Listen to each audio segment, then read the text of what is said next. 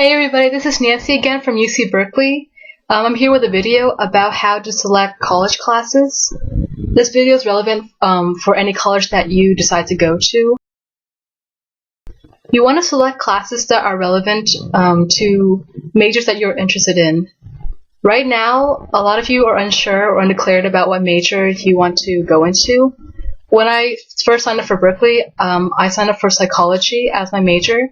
I wasn't given psychology as my intended major. I was put in as undeclared, and I was put into the College of Letters and Sciences. Right now, I'm considering switching over to maybe business or economics or media studies.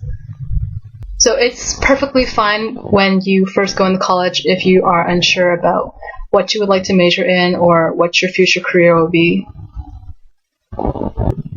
Another important thing to note is that your major may not necessarily coincide with your future career.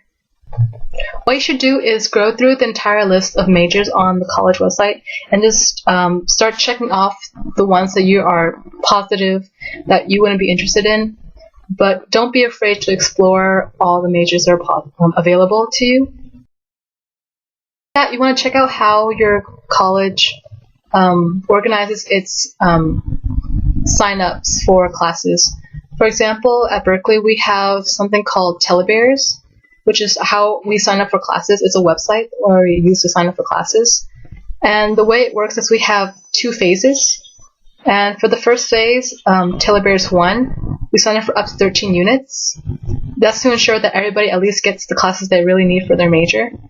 And then for Telebears 2, which is the second phase of signing up for classes, we can sign up to a limit of, I believe, 18 units or 20 units. I really am not sure. And then once you hit that unit ceiling, you're basically cut off from adding any more classes.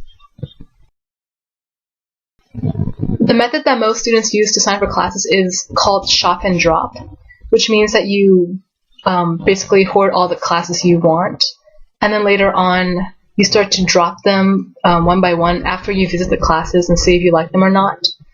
For example, when I first started off in my first semester at UC Berkeley, I had 18 units of classes, and I definitely wasn't going to keep them all. I went to several classes, and I found that I didn't like some of them, and I dropped several of those courses. Don't try to tackle too much during your first semester at college. At UC Berkeley, the average number of units that a freshman would take during their first semester is 15 units. I ended up taking 13 units, and it was still really, really hard to handle all those classes. You can find out about the quality of the classes too based on a website called ratemyprofessors.com. And some college websites like Berkeley will tell you the average grade distribution, which is something really important to note when you're taking general ed classes.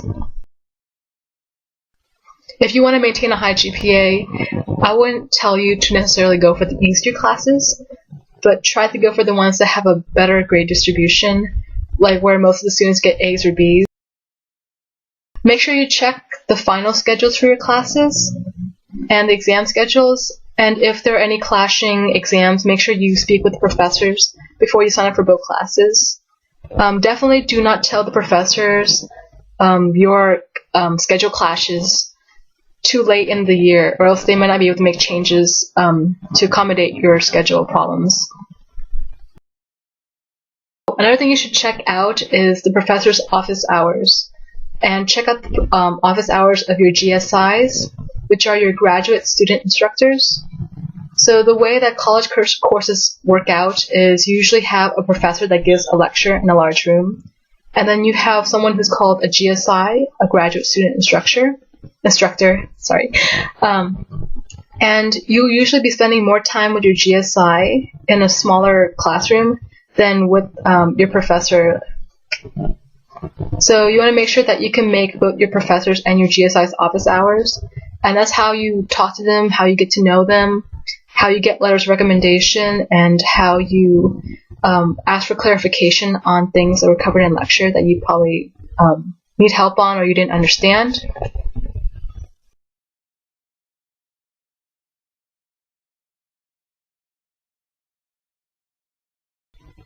Over the summer, if you don't have anything to do, like you don't have any internships that you're doing or taking any summer classes, you should go look up on the websites and find out more about your classes. A lot of courses will tell you the kind of material that they cover in each class. And what I'm doing right now during my winter break is I'm looking up the information for the 16B calculus class so I can study off the internet ahead of time. Another thing that's like really awesome about college that you don't get in high school is that we have a whole month off during the winter. So if you're an international student or if you want to go home and visit your family, you have a whole month off. It's so awesome. Like I'm just like chilling at my sister's house right now.